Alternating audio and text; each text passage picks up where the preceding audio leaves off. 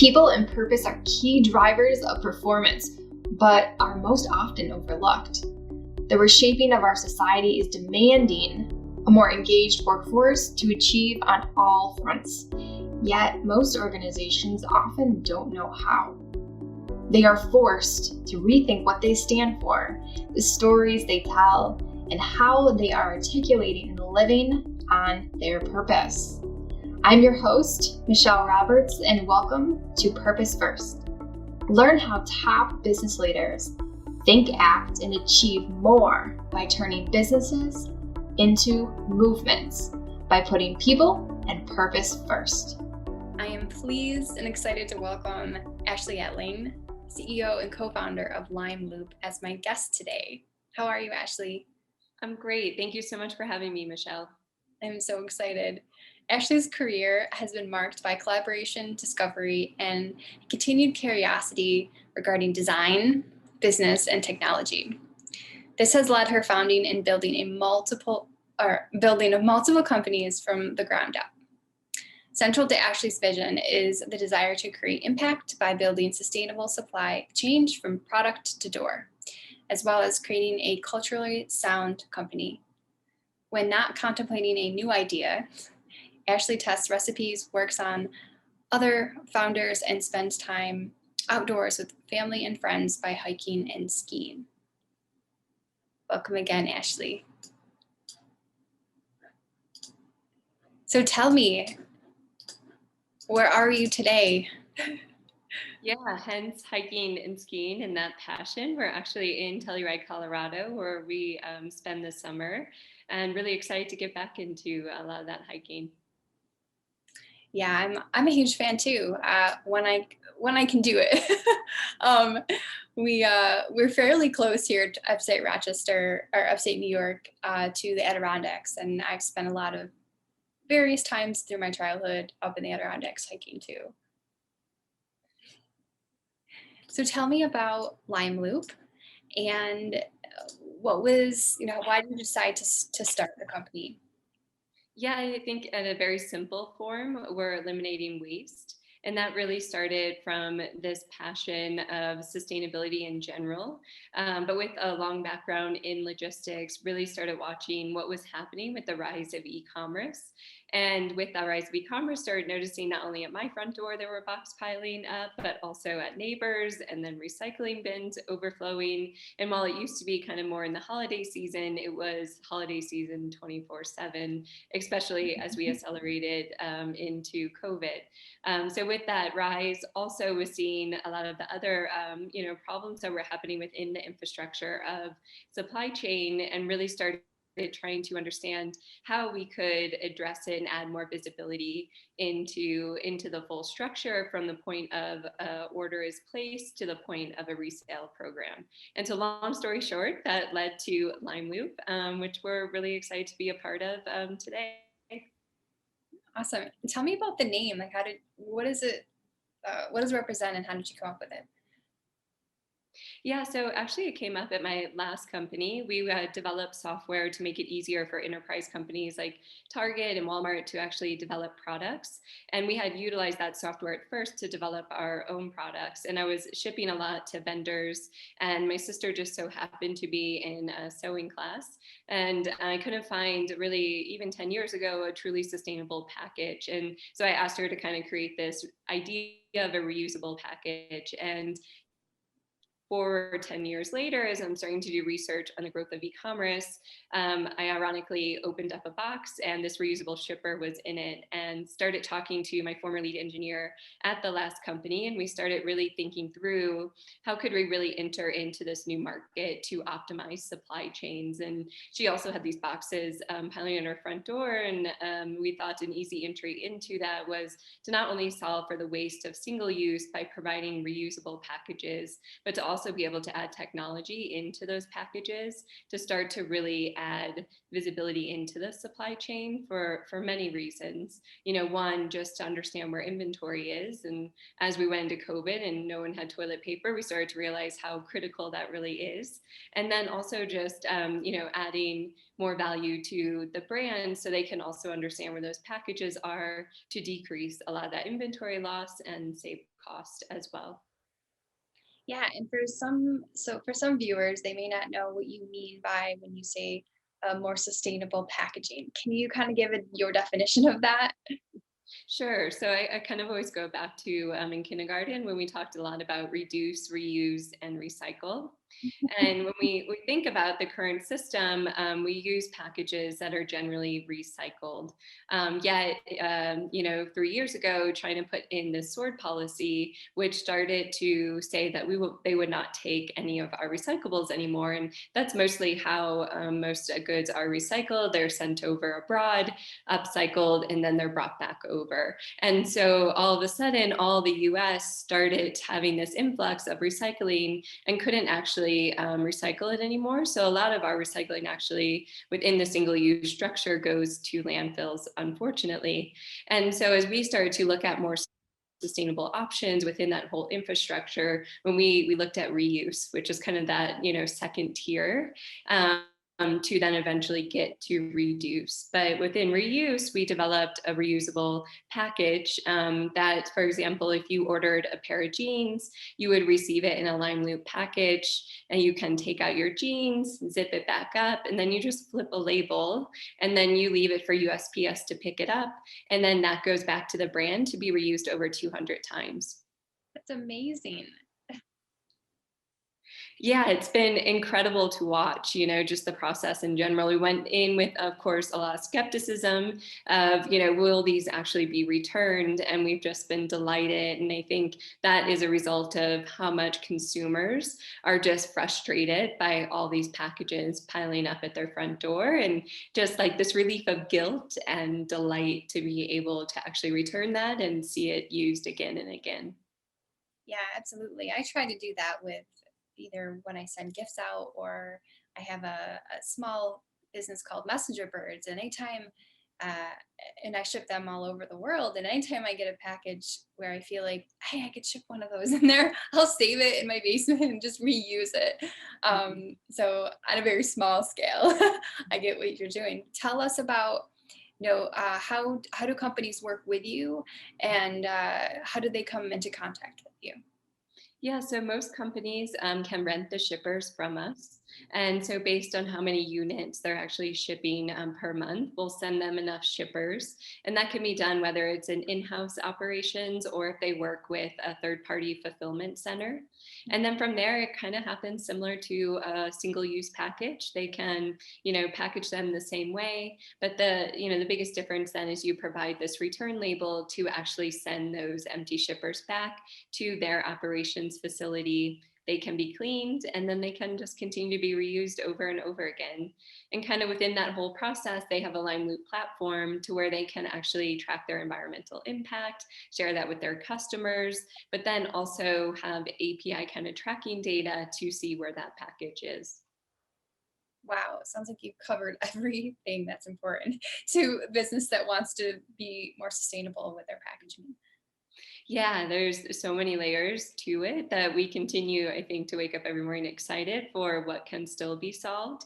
And that's what, really keeps us going, of seeing this future of we've just kind of hit the iceberg or the tip of it to actually really start to achieve those larger goals, which we believe will make even, bigger impact as we start to look at the continued growth of e-commerce.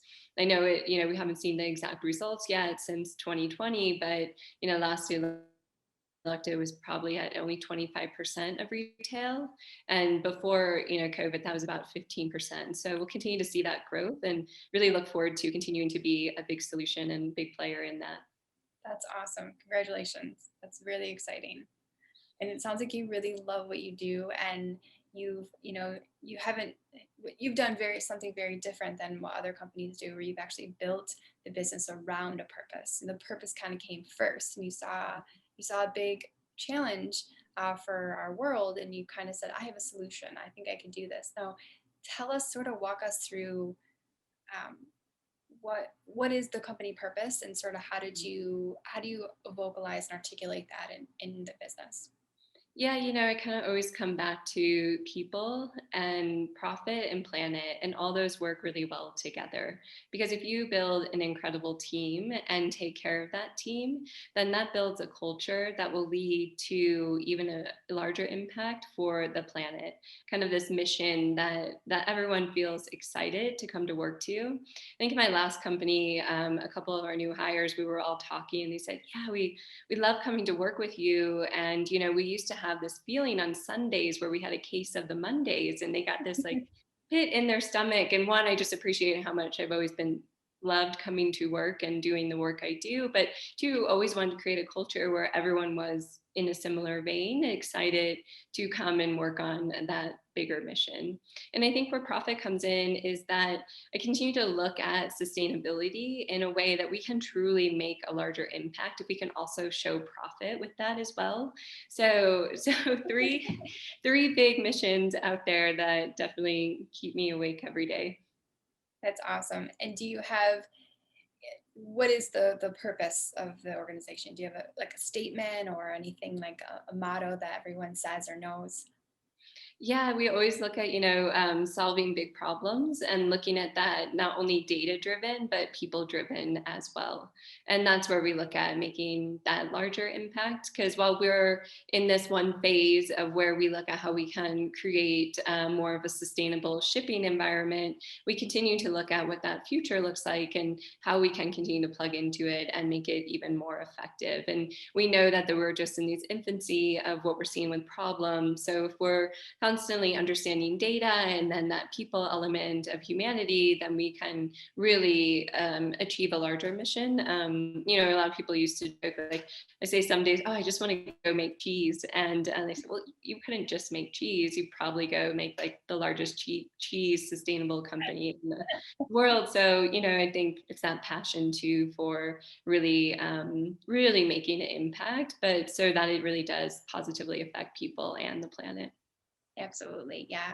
Like you said, putting people first and having profit, but also putting the planet first through those three. So, and that, could you give any insight into maybe people that aren't fully aware of how much purpose and people can drive profit? Because it's hard to kind of track some of those numbers. Do you have any stories that you could tell that could legitimize like this idea that putting people in purpose first actually does drive profits? Well, I think one of my most fond ones recently, especially, I was talking to the CFO of Target, and we were having this conversation, and I asked him where he looked at sustainability in his P&L sheet, and Nice. he, clearly said it's less about where it sits in the P&L, it's the story that it tells. And I think very clearly the story that now is becoming more clear and that customers are demanding is that the people and the planet really tell a true story on the P&L. And I feel Gen Z will continue to demand that. So we will see brands, even if they don't want to, continue to move forward in that story so that we do see the two come together. And when I talk about the profit and loss sheet, really talking about that profit element. Absolutely. I love that phrase, by the Mhm. way. That's awesome. Um, so based on your experience, and you built companies before this too, um, has the core of purpose sort of been in the centralized throughout all those companies? How has that evolved for you? Yeah, I think planet has always been a passion of mine. Growing up in the outdoors and that rejuvenation and the power of it, but also understanding the preciousness of resources and how that will continue to affect us, as a whole of people and the planet we live on. And I think then that became also a passion of design thinking. So not only how we actually look at those resources and look at the planet, but also how do we really kind of look look at it from a design thinking perspective. And then you layer on these pieces of being in the Bay Area for many years and just learning about technology. So that came that next layer of, well, how can you solve big problems with design thinking, but then also scale them with technology? And then you kind of bring on that final layer, which is, that people element. And so as I continued to go through my career in building businesses, each one continued to be kind of that next challenge as I kind of achieve them, but get deeper into them, and then wanting to continue to kind of build on that wisdom. So I say in a lot of ways, the design thinking came first, and then the people, and now in this third business, really looking at that third layer, which is the planet. Yeah, that's awesome.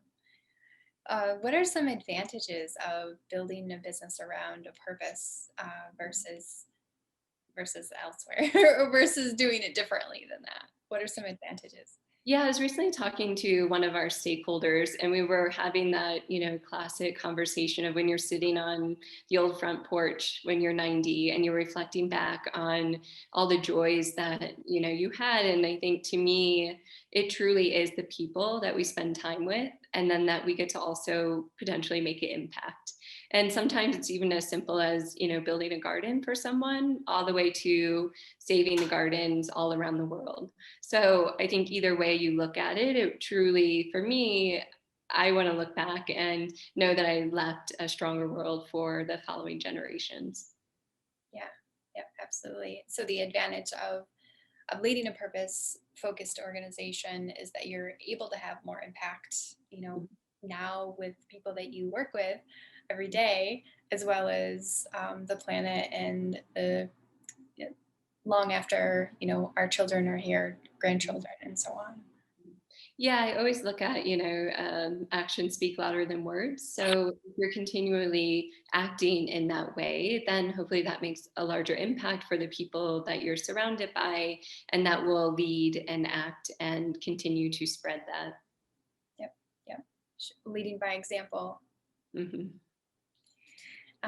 How, what would you say, how has how instrumental are the stakeholders in the success of the organization?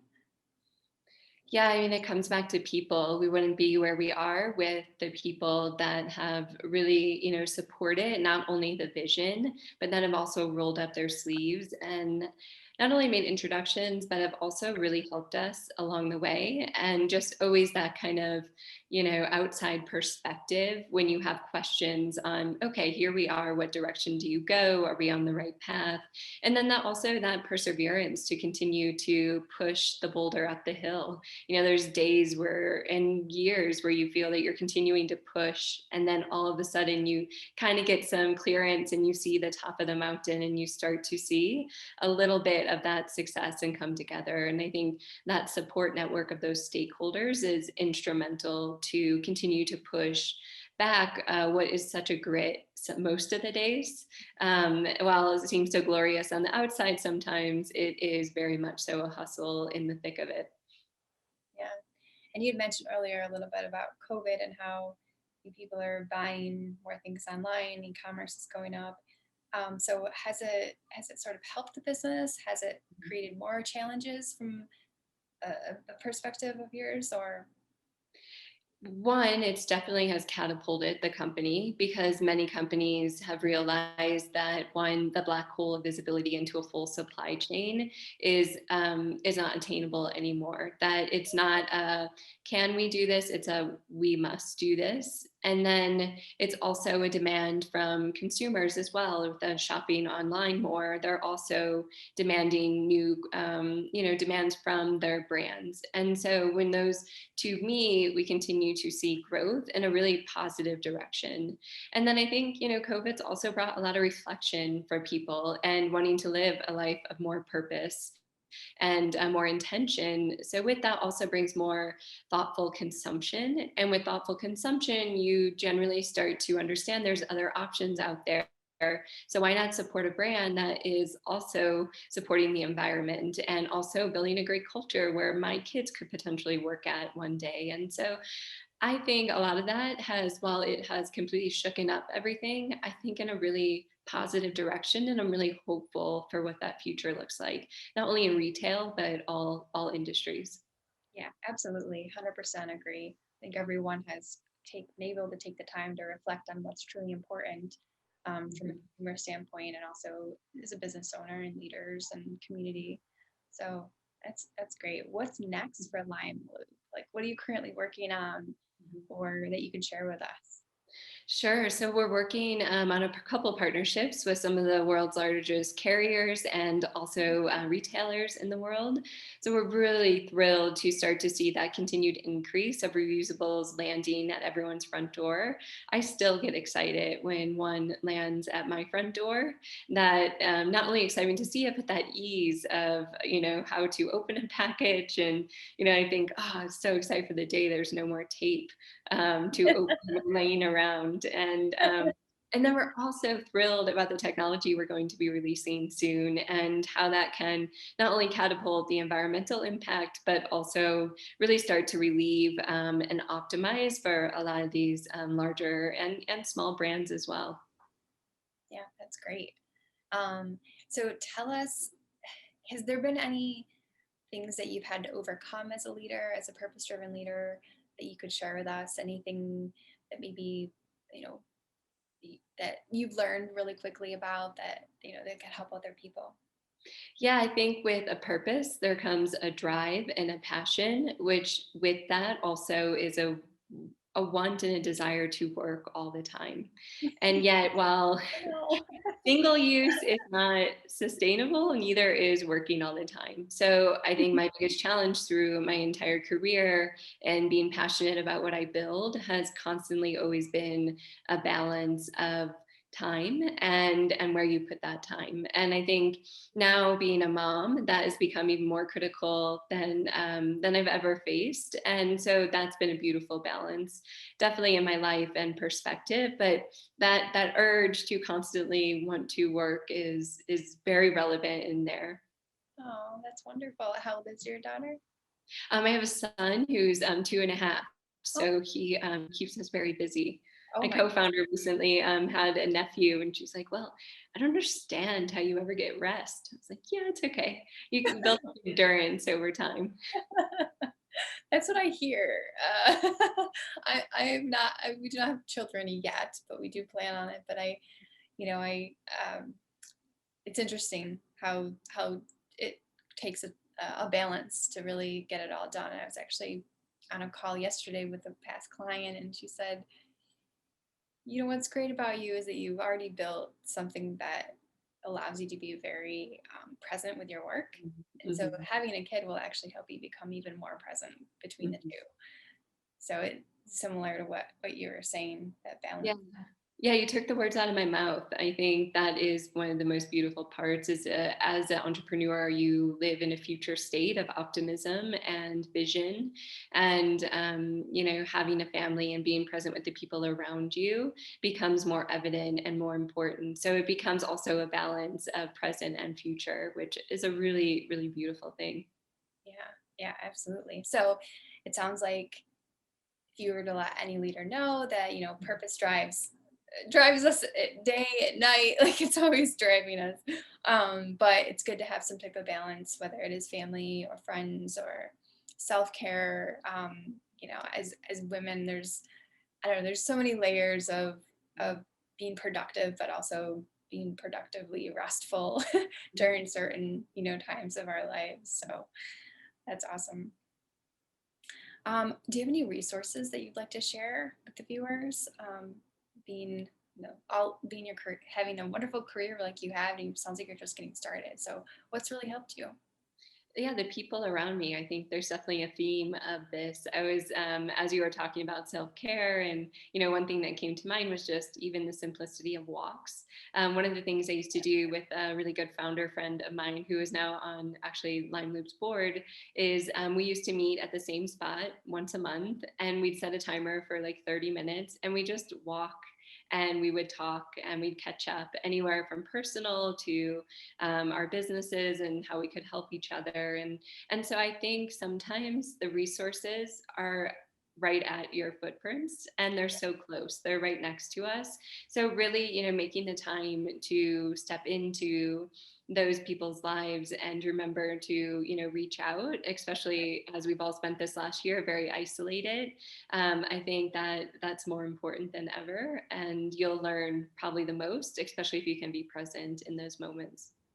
Yeah, I think that's, I agree. Like there's so, sometimes, because of COVID mostly, but it feels so isolated. It's like, once you do reach out, it's kind of like, why didn't I do this sooner? Or like, it was there all along. I could have reached out, especially, I like having a very tight knit of women entrepreneurs, women business owners that we can, share experiences with and be there.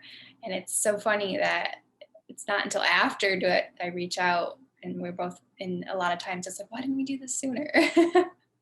Yeah, it confirms some of the things we're questioning or what we're working on, and then can also elevate the things we're working on or even inspire new ideas, which is so important because sometimes we're so, as my son would say, stuck in the muck of the day to day. And when you really start to pull out of that, and I think we could do that with the people around us, that's when the ideas become even stronger and executed at a large scale. Yes, and more inspired, and Mhm. that's so. Yeah, and then that person follows up on you and asks Yep. you how's it going, and then that holds, even stronger power to actually executing on it. Yeah, absolutely. So how can people follow you in your journey and follow LimeLoop and be a part of that movement? Yeah, you can always follow us on social media. We're on all of them at the Lime Loop. And then on our website, we also have this actually very powerful contact form.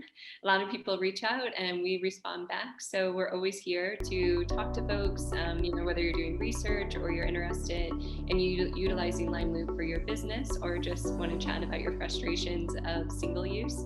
We're always here and excited to grow with others. Awesome. Thank you so much.